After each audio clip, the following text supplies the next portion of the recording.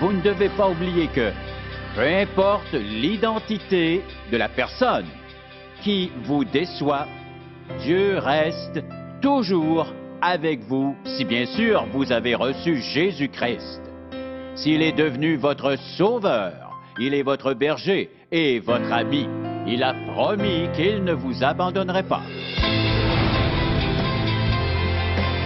Obéissez à Dieu et laissez-lui toutes les conséquences.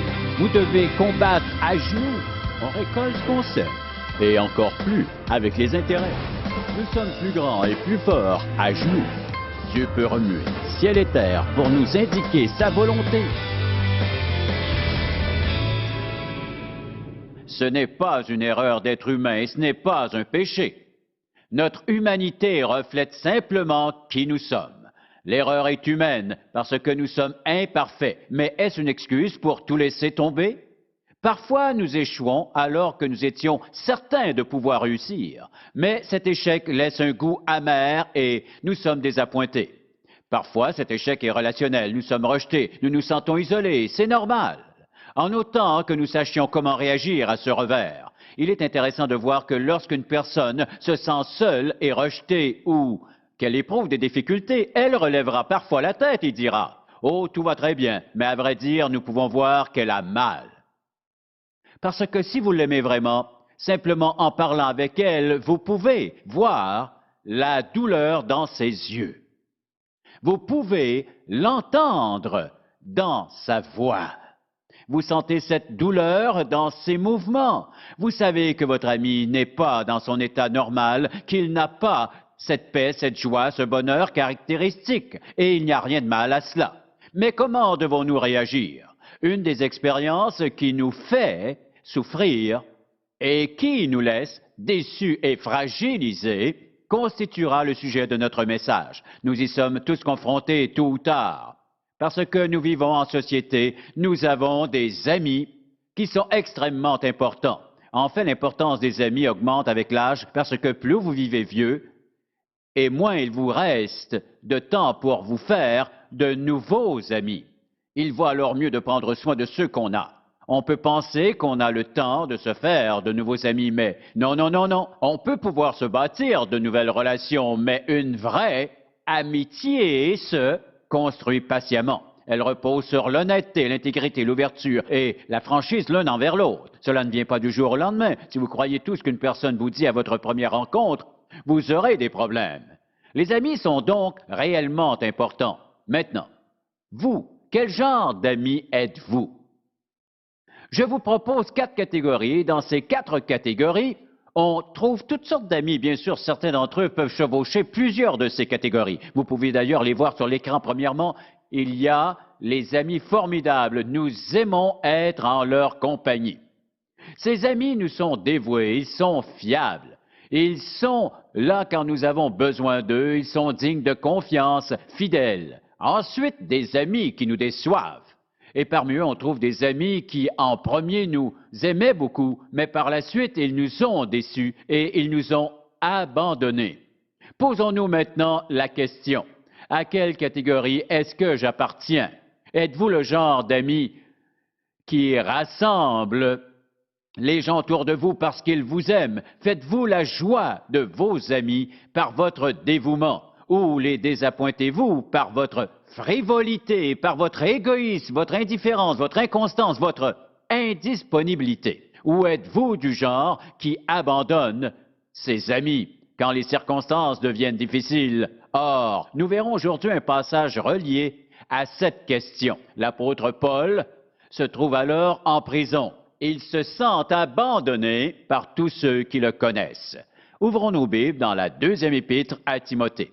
J'attirerai surtout votre attention sur le chapitre 4 de 2 Timothée. Avant de commencer, j'aimerais rappeler certains faits sur la vie de l'apôtre Paul. C'est très important car en lisant les épîtres de Paul, on remarque qu'il a beaucoup d'amis. Et en fait, dans l'épître aux Colossiens, au 4e et dernier chapitre, il mentionne 9 de ses amis. Et dans notre chapitre, il en nomme 6. On peut voir que l'amitié a beaucoup d'importance pour l'apôtre. Commençons à lire au verset 9.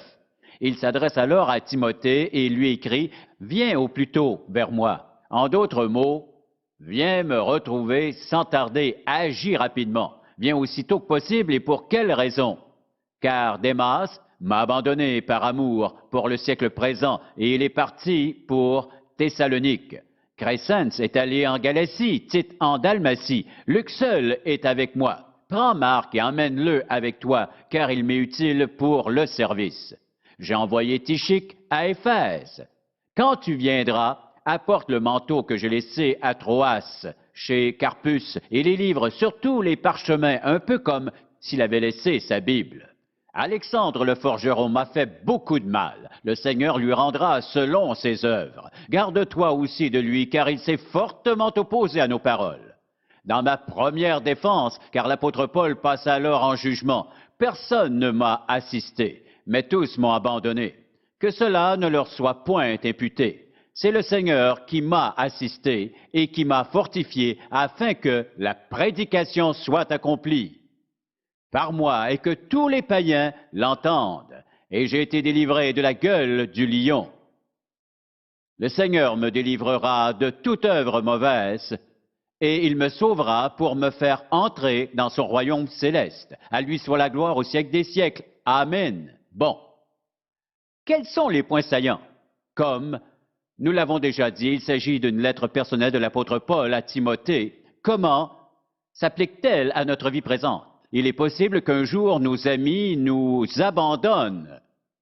Tout comme l'apôtre Paul en prison quand il était devant le jury. Notons que Paul sait qu'il sera probablement exécuté. Il fait face à la mort et ses jours sont comptés. Et il se rappelle les circonstances de son premier jugement. Personne ne l'avait alors assisté et maintenant, au début de son deuxième jugement, seul Luc se trouve à ses côtés. Nous connaissons l'apôtre Paul et nous savons qu'il n'aurait pas dû être seul avec tous les enseignements de la parole laissés sur son passage. Pourtant, Paul se trouve alors abandonné. Si je vous demandais, par exemple, si vous aviez connu l'apôtre Paul, l'auriez-vous assisté dans son épreuve ou l'auriez-vous au moins écrit une lettre? Non. Or, qu'est-il arrivé? Tous ses plus proches amis l'ont abandonné. J'aimerais maintenant attirer votre attention sur le premier chapitre de la deuxième épître à Timothée. Nous lirons quelques versets car c'était pour l'apôtre Paul un sujet très important. Il avait donc consacré sa vie à ces jeunes chrétiens. Et voyez ce qu'il a écrit au verset 15. Tu sais que tous ceux qui sont en Asie m'ont abandonné, entre autres Phygèle et Hermogène. Revenons maintenant au chapitre 4, verset 10. Car Démas m'a abandonné par amour pour le siècle présent et il est parti pour Thessalonique. Sautons maintenant au verset 16. Dans ma première défense, personne ne m'a assisté, mais tous m'ont abandonné. Que cela ne leur soit pas imputé. D'autres pouvaient en dire autant. Dans l'évangile de Matthieu, chapitre 27, quand Jésus est sur la croix, quel atroce cri de douleur lance-t-il? Mon Dieu, pourquoi m'as-tu quoi? Abandonné. Et tout comme dans la traduction française, le texte original en grec utilise le même mot dans l'épître de Paul et l'évangile de Matthieu. Jésus s'écrit, mon Dieu, pourquoi m'as-tu abandonné? Et Paul écrit, tous m'ont abandonné. On trouve le même mot en grec et en français. Cela nous donne une bonne idée du sentiment qui agitait le cœur de Paul. L'apôtre sentait venir la fin de sa vie. Qu'avait-il fait à partir de sa rencontre sur le chemin de Damas? Paul se consacre entièrement à Jésus-Christ. Il voyage en Arabie où il laisse Dieu corriger sa théologie. Paul connaissait l'Ancien Testament en tant que juif. Désormais, il prêche le nom de Jésus. Il parcourt le monde connu de son époque. Il implante des églises. Je ne parle pas de maison, mais il assemble les gens en Thessalonique et à Philippe, à Corinthe, à Éphèse et à plusieurs autres endroits. Et on le retrouve ici alors que sa vie s'achève. Et là, personne ne l'assiste. Personne pour l'encourager. Et personne ne se présente pour témoigner en sa faveur. Personne ne se trouve à ses côtés. Mais que sont donc devenues toutes ces personnes qui ont trouvé Jésus après avoir été évangélisés par Paul un à un? ou en groupe, elles avaient bel et bien toutes reçu Jésus-Christ par l'intermédiaire de ces petites églises. Où étaient ses amis? Qu'arrive-t-il lorsque les gens nous déçoivent? Voilà ce que nous pouvons apprendre de Paul. Car même un homme comme l'apôtre Paul pouvait être abandonné par ses amis. Ils ne se sont pas montrés lorsque Paul avait besoin d'eux. Ils ne l'ont pas encouragé quand il en avait besoin. Et la même chose peut nous arriver. Vous pensiez qu'ils étaient vos amis, des gens sur qui vous pensiez pouvoir vous appuyer, des gens que vous aviez encouragés. Vous les aviez aidés, aimés, priés pour eux. Vous vous étiez peut-être sacrifiés pour eux, et alors ils vous abandonnent. Ils vous laissent tomber. L'apôtre Paul se trouvait dans la même situation. Et pensez seulement aux années qu'il avait investi dans ces hommes, par exemple, Démas, mais au cours d'un voyage missionnaire, il a préféré s'enfuir. Il a pris peur et il est parti. Nous retrouvons Paul alors qu'il passe en cours pour la deuxième fois. Personne. En fait, même avant l'heure de son premier jugement, d'autres chrétiens, des pasteurs de l'extérieur, le critiquaient sévèrement au lieu de l'appuyer et de l'encourager. Je ne sais pas qui sont vos amis, mais si vous êtes un véritable et sincère ami, vous devez être fiable. Aidez vos amis, les encourager, priez pour eux, les aimer et leur donner le support dont ils ont tant besoin. Si cela ne fait pas partie de votre vie, vous n'êtes pas un véritable ami. Et souvent, les gens qui prétendent être nos amis veulent quelque chose. Ce n'est pas de l'amitié. Ce ne sont pas des amis, si c'est leur motivation. S'ils veulent vous donner quelque chose, ils sont de vrais amis, car lorsque vous donnez, vous recevez en retour. Et souvent, nous sommes blessés et meurtris lorsque nous sommes ainsi abandonnés. Deuxièmement, de telles circonstances, le pardon est absolument nécessaire. Le pardon est absolument essentiel et doit prévaloir malgré la blessure, même si on nous abandonne. Or, la réaction de Paul est intéressante, parce que d'une part, nous ressentons avec acuité la douleur de l'apôtre Paul à travers ses paroles, mais d'autre part, on n'y trouve aucune condamnation. Il aurait pu dire « quelle bande de faux frères », car il vit une expérience excessivement pénible. Il se sent isolé. Et cet isolement peut être très douloureux. L'isolement peut être traumatisant pour une personne, particulièrement au seuil de la mort. Or, comment pouvons-nous bien réagir dans ce genre de situation? Retournons dans cette deuxième épître de Paul à Timothée, chapitre 4, verset 16. On peut voir l'attitude du pardon. À ma première défense, personne ne m'a assisté, mais tous m'ont abandonné. Que cela ne leur soit point imputé. Où a-t-il appris à pardonner de la sorte? Qu'est-ce que Jésus a dit? À ses persécuteurs, il a prié, « Père, quoi?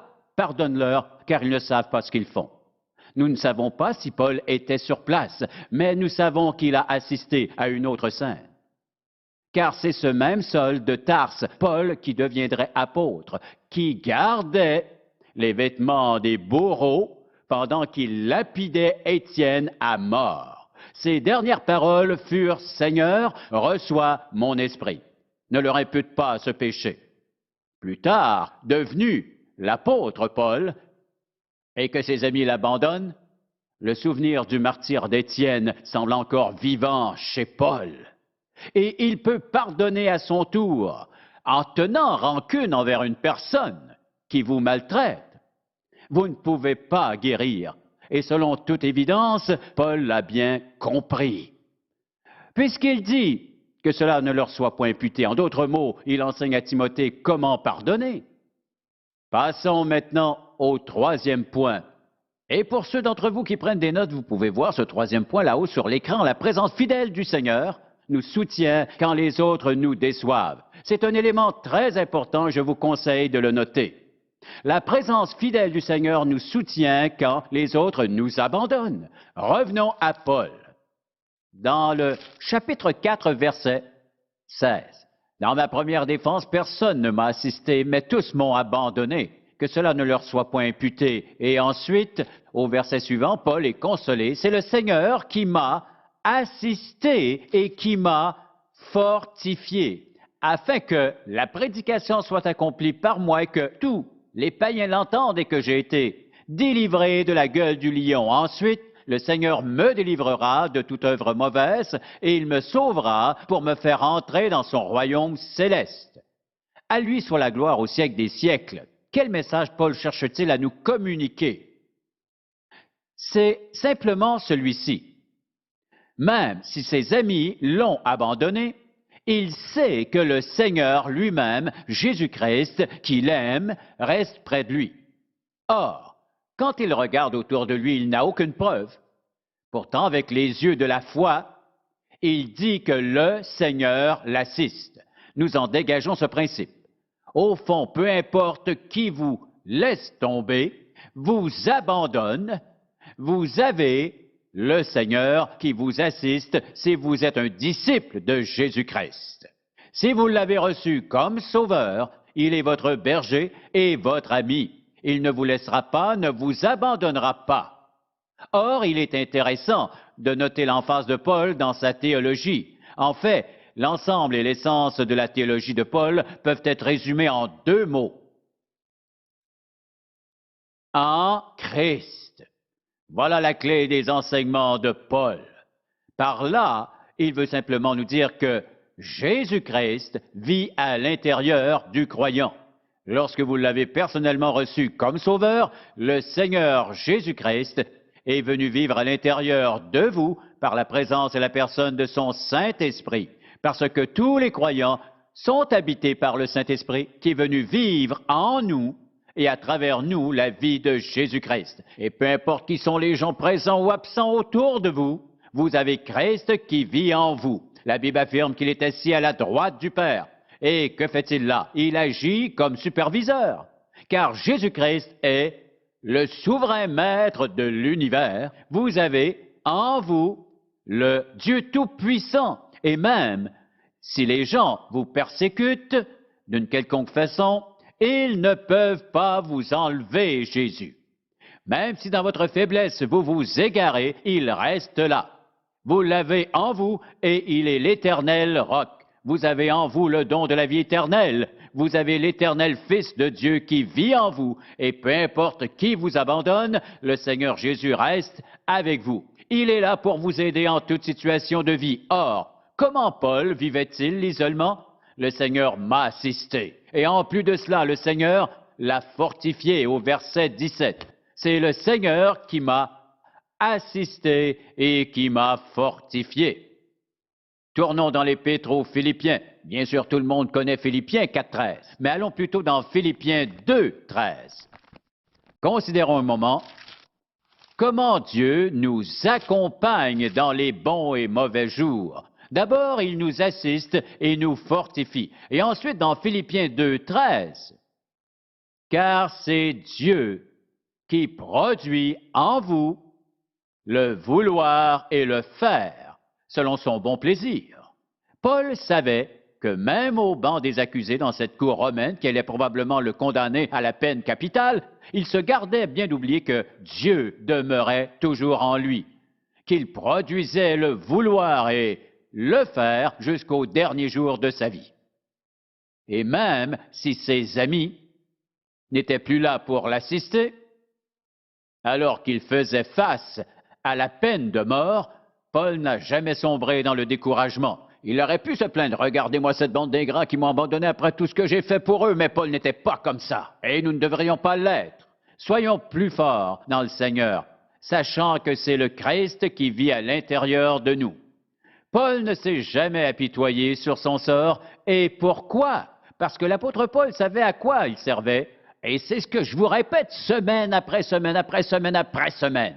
Nous devons bien comprendre que notre relation avec Christ est tout ce dont nous avons besoin, car il peut tout faire en nous. Il sera toujours là pour nous fortifier, nous encourager et nous habiter. Ainsi donc, nous avons cette force surnaturelle à notre disposition à l'intérieur de nous. Si nous vivons par cette force, si nous l'utilisons et nous en profitons, Et si nous vivons notre existence ici-bas de manière à ce qu'elle porte du fruit pour la gloire de Dieu, il restera avec nous. Il restera en nous, car Dieu peut fortifier ses enfants et leur donner courage. Paul avait besoin de courage pour témoigner de l'Évangile devant une cour romaine qui allait le condamner pour ensuite l'exécuter. Mais il l'a fait, et c'est pourquoi il pouvait affirmer les 3 vérités suivantes. Premièrement, le Seigneur Jésus, nous l'avons vu, l'a assisté et il l'a fortifié. L'apôtre parle avec confiance de sa délivrance. Il en parle sans détour car ils ont fini par le tuer. Il aborde le sujet de son premier jugement. Il n'est pas mort, mais il écrit que tous les païens l'entendent et j'ai été délivré de la gueule du lion. Ils ne l'ont pas tué cette fois. Le Seigneur me délivrera de toute œuvre mauvaise pour me faire entrer dans son royaume céleste. À lui soit la gloire au siècle des siècles. Encore une fois, il nous assistera. Il nous fortifiera et il nous délivrera. Remarquez bien ceci. Parfois, Dieu nous délivre d'une épreuve. Parfois, il nous délivre en elle. Il permet cette épreuve, cette difficulté, cette souffrance dans notre vie et il nous soutient au cours de cette épreuve. Parfois, il nous rappelle auprès de lui. De toute façon, nous gagnons. Soit qu'il nous délivre dans cette vie, il nous délivre de l'épreuve ou par l'épreuve, l'un ou l'autre. Soit qu'un jour il nous délivre de cette vie pour l'éternité. Car vous aurez reçu Jésus-Christ comme Sauveur, votre nom sera inscrit dans son livre en tant que fils ou fille de l'Éternel Dieu vivant et personne ne peut changer cela. C'est une décision éternelle que Dieu a prise à votre sujet. Écoutez maintenant ce merveilleux passage des Écritures, au chapitre 43 du livre d'Ésaïe. Ainsi parle maintenant l'Éternel qui t'a créé, ô Jacob, celui qui t'a formé, ô Israël, et plusieurs des promesses adressées aux Israélites s'appliquent aussi à nous. Ne crains rien, car je te rachète, je t'appelle par ton nom, tu es à moi. Écoutez bien la suite. Si tu traverses les eaux, je serai avec toi, et les fleuves, ils ne te submergeront point. Si tu marches dans le feu, tu ne brûleras pas besoin de courir. Si tu marches dans le feu, tu ne brûleras pas. Et la flamme ne t'embrassera pas. Car je suis l'Éternel, ton Dieu, le Saint d'Israël, ton Sauveur. Il parle ensuite de l'Égypte et au verset 4, parce que tu as du prix à mes yeux, parce que tu es honoré et que je t'aime. Si vous passez à l'avenir des moments difficiles, rappelez-vous de ces paroles. Les eaux ne te submergeront point. La flamme ne t'embrasera pas. En fait, elle ne te brûlera même pas. Pourquoi? Parce qu'il est votre vie et votre gardien. Et il veille sur vous en toutes circonstances. Mari et femme se laissent, les enfants abandonnent leurs parents, les amis se trahissent. Une personne n'abandonne jamais. Elle restera avec vous dans l'épreuve la plus dure et difficile. Jésus sera là. La question est, quel genre d'ami êtes-vous? Êtes-vous le genre d'ami que les autres sont ravis de rencontrer et de voir? Vous sont-ils attachés? Êtes-vous attaché à eux, fiable et digne de confiance en toutes circonstances? Ou est-ce que vous les décevez souvent? Ou encore vous déçoivent-ils? Ils vous disent une chose et en font une autre. Ils promettent et ne tiennent pas leurs promesses. Ils vous assistent aujourd'hui mais pas demain. Ils sont comme la température. Ce sont des amis des beaux jours. Mais pendant les jours d'orage, ils s'envolent au gré du vent. Avez-vous déjà abandonné un de vos amis alors qu'il avait désespérément besoin de votre présence, peu importe les raisons? Vous a-t-on déjà abandonné, à bout de force, des gens dans lesquels vous vous étiez investi et pour qui vous aviez prié de tout votre cœur et qui vous ont laissé tomber? Comment avez-vous réagi? La Bible nous enseigne comment réagir comme d'authentiques chrétiens. Que cela ne leur soit point imputé, pardonne-leur, malgré tout. Nous avons tous eu mal à cause du rejet. Et si ça ne vous est pas arrivé, c'est sans doute parce que vous êtes encore très jeune, mais cela vous arrivera. Sachez cependant une chose, vous ne pouvez pas forcer les gens à vous aimer ou avoir besoin de vous. Mais une chose est certaine, vous pouvez pardonner malgré tout. Pardonner, c'est guérir.